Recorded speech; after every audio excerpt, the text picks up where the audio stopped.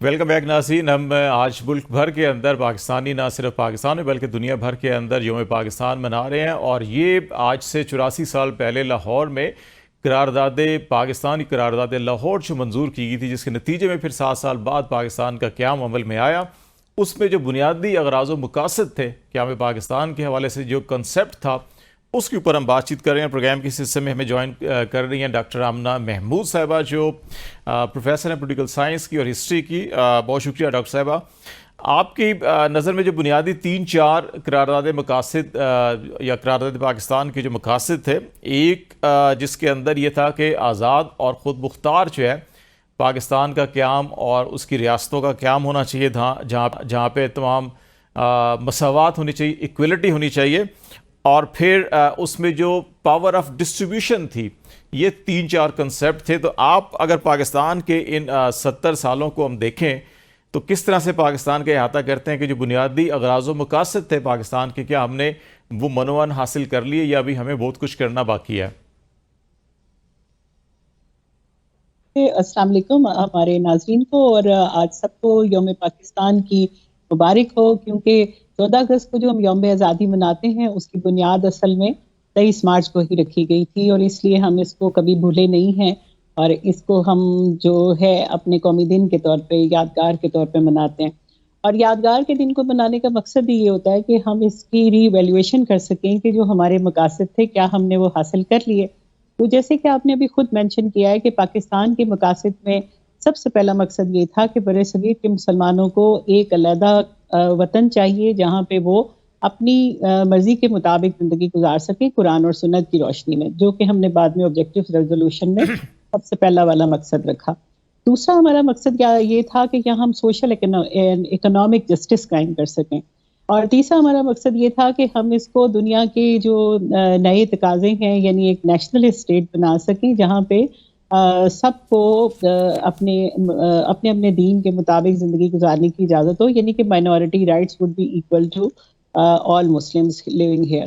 तो ये जो कुछ बातें हैं ये हमारे लिए बड़ी इम्पोर्टेंट हैं कि हमने उस पर कितना सीखा और कितना अमल किया। तो देखिए, सफ़र तो जारी है, कौमों के सफ़र कोई 70-75 साल अगरचे छोटा अरसा नहीं होता, लेकिन बहुत बड़ा अरसा भी नहीं होता। लेकिन जो डेवलपमेंट का प्रोसेस है, अगर वो सही डायमेंशन में शुरू हो जाए तो फिर उम्मीद की जाती है कि कौमें अपने मकासद हासिल कर लेंगी। तो अगर आप मुझसे पूछेंगे तो मैं कहूँगी कि हम कुछ हद तक पॉजिटिवली अपने अहदाफ अचीव कर सके हैं, कि हम कोशिश ज़रूर कर रहे हैं कि यहाँ पे अवाम की हुकूमत कायम की जा सके, डेमोक्रेसी लाई जा सके। और बीच में जब भी मार्शल लॉ के, मिलिट्री रूल के इंटरलूड्स आते रहे, तब भी अवाम की दबाव की वजह से और अवाम की ख्वाहिशात की वजह से अल्टीमेटली डेमोक्रेसी को रिस्टोर करना पड़ा।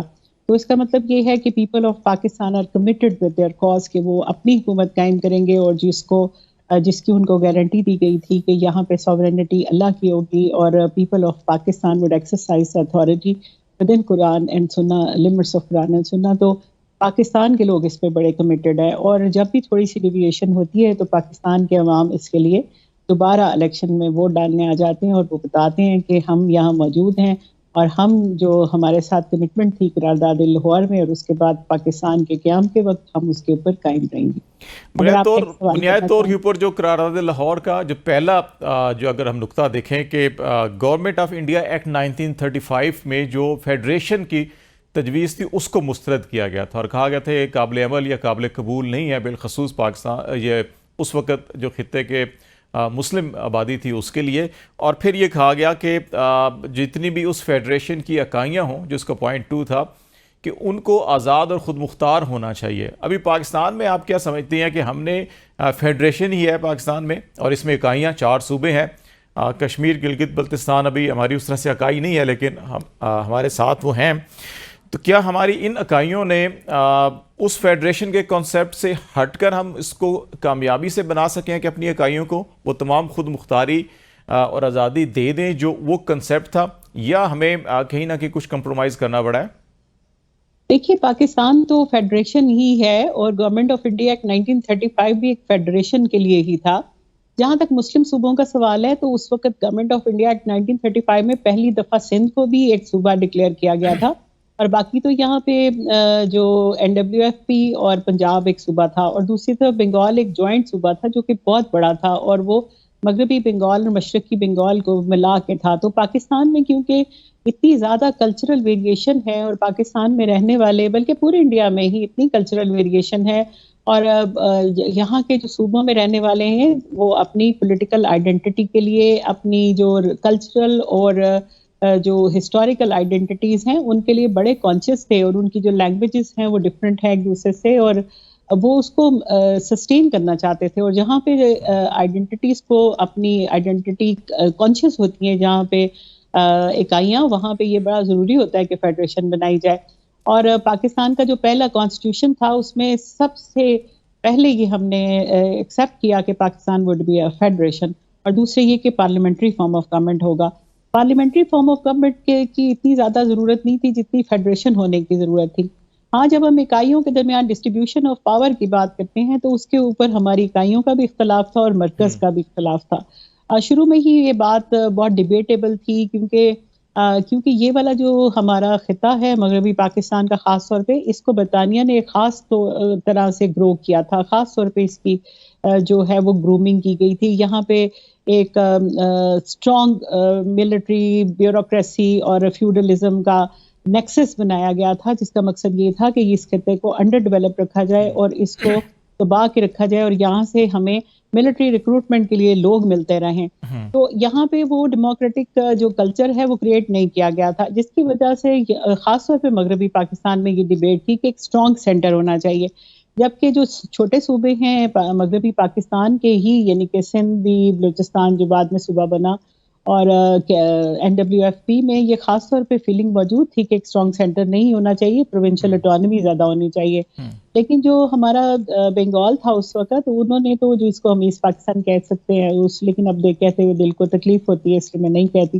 تو بنگال میں جو 1948 میں بنگال کی اسمبلی نے یہ ریزولوشن پاس کی تھی کہ سوائے 3 یا 4 بیسک چیزوں کے وہ سینٹر کو دے کے باقی سارے جو پاورز ہیں وہ پروونسز کو دے دی جائیں. اس کا مطلب ہے دے ڈیمانڈڈ میکسیمم پروونشل اٹانومی اور وہ ہمیں دینی چاہیے تھی. اگر ہم نہیں دے پائے تو آپ نے دیکھا ہے کہ اس کا نتیجہ یہ ہوا کہ ہمارا ایک ونگ علیحدہ ہو گیا. اچھا ہم قرارداد لاہور کو دیکھیں جو .4 ابھی جو آپ لاسٹ ٹائم جو بات کر رہی ہیں بنگال ریزولوشن کی بھی جو .4 تھا اس میں یہ فلیکسیبلٹی رکھی گئی تھی کہ اتنی آزادی یا خود مختاری ہم اکائیوں کو دیں کہ ایون ڈیفینس یا خارجہ امور جو ہیں وہ بھی اگر وہ مینیج کر سکتے ہیں تو چلا لیں. از اٹ کریکٹ یا نہیں اس طرح تو نہیں ہے. ایک اسٹرانگ سینٹر کی بات کی گئی تھی اس میں پورا فریم ورک تو اس وقت نہیں ملا اور ایگزیکٹلی اس وقت کوئی کانسٹیٹیوشن بھی نہیں بنایا گیا تھا نا. یہ تو ایک تجویز تھی جو آپ کو پتا ہے اس قسم کا ایک فریم ورک ہونا چاہیے کانسٹیٹیوشن کہ ایسا ایک فریم ورک ہونا چاہیے. اور اس قرارداد لاہور میں پھر آپ کو پتا ہے 1946 میں ایک ریزولوشن پاس کی گئی تھی. اس میں تو پہلے بھی اسٹیٹس کا لفظ استعمال کیا گیا تھا کہ یعنی جو مسلم پروونسز ہیں وہ اسٹیٹس بنائیں گے یہ نہیں کہ وہ جو ایک ہی اسٹیٹ پاکستان کی بن جائے گی. 1946 میں آل انڈیا مسلم لیگ کے اجلاس میں یہ قرارداد امینڈمنٹ کی آئی کہ یہ ایک اسٹیٹ بنے گی یعنی کہ مشرقی پاکستان اور مغربی پاکستان کے بیسس پہ. تو وہ کنسنسس کے ساتھ ہوئی لیکن میرا یہ خیال ہے کہ اگر یہ والی جو قرارداد لاہور کے اوپر عمل کیا جاتا تو پھر پاکستان کو اس طرح سے جو شاکس بیئر کرنے پڑے سی سیشن کے وہ نہیں بیئر کرنے پڑتے. تو بہرحال کیونکہ وہی ایک کانسیپٹ تھا کہ ایک اسٹرانگ اسٹیٹ ہونی چاہیے اور ایک اسٹرانگ مرکز ہونا چاہیے تو بعد میں بہت ساری چیزوں اس سے اوپر ڈیویٹ کر لیا گیا. دیکھیے جیسے کہ ہم نے اردو زبان کو نیشنل لینگویج بنانے پہ اتنا زیادہ زور دیا کہ ہم نے باقی پروونشل جو اکائیاں ہیں ان کی زبانوں کو اگنور کر دیا اور اس بات پہ ہی 6 سال لگ گئے. یعنی آپ دیکھیں کہ فرسٹ جو بیسک پرنسپل کمیٹی کی رپورٹ تھی وہ 1950 میں آئی اور دوسری رپورٹ 52 میں آئی اور 50 کی رپورٹ پہ سب سے زیادہ ریئیکشن بنگال میں یہ ہوا کہ بنگلہ زبان اس میں قومی زبان میں شامل نہیں تھی جبکہ وہ تو سارے کام اپنی زبان میں کرتے تھے اور وہ چاہتے تھے کہ اس کو رکھا جائے. تو 2 سال اس بات پہ لگ گئے کہ ہم ان کو کنونس کرتے رہے کہ نہیں جی آپ نے اردو کو ہی لینا ہے اور بنگالی کو جو دوسری زبان نہیں رکھا جا سکتا. تو لینگویج کا مسئلہ بڑا زیادہ تھا اور ہم نے اس کو خواہ ہی لنگر آن کیا. اگر آپ بیٹھ کے سب آئیڈینٹیز کی آئیڈینٹی کو ایکسیپٹ کر لیں अदरनेस ऑफ द अदर्स को एक्सेप्ट कर लें, तो फिर आप बड़े भाईचारे से रह सकते हैं। लेकिन अगर आप हर वक्त दूसरों को चैलेंज करते रहें कि आपकी पहचान जो है उसको हम एक्सेप्ट नहीं करते, आप तो इस काबिल ही नहीं है, आपकी तो जुबान भी अच्छी नहीं है, आपका कल्चर भी सबॉर्डिनेट कल्चर है, तो फिर कोई भी इंसान की जो नेचर है वो सबॉर्डिनेट नहीं है। इंसान की नेचर जो है वो स्ट्रॉन्ग और आज़ाद है हमेशा से। अच्छा, करारदाद लाहौर के बाद जो है कि कायद-ए-आज़म का जो खिताब था कानून साज असम्बली से, वो बड़ा अहमियत का हामिल है, जिसके अंदर रोड मैप एक्चुअली तरतीब दिया गया था कि पाकिस्तान में पार्लियामेंट की क्या पावर्स होंगी, हुकूमत की क्या जिम्मेदारी होंगी, फ़राइज़ क्या होंगे। ज़रा इस पर भी हम बात जारी रखेंगे। छोटी सी ब्रेक लेते हैं। ब्रेक के बाद नाज़रीन वापस जब आएँ तो हम यौम पाकिस्तान के सिलसिले में जो बानियान पाकिस्तान ने कंसेप्ट देखा था वो क्या था और आज हम कहाँ पे खड़े हैं और क्या हमें करना चाहिए, इस पर बात कर रहे हैं। हमारे साथ रहिएगा।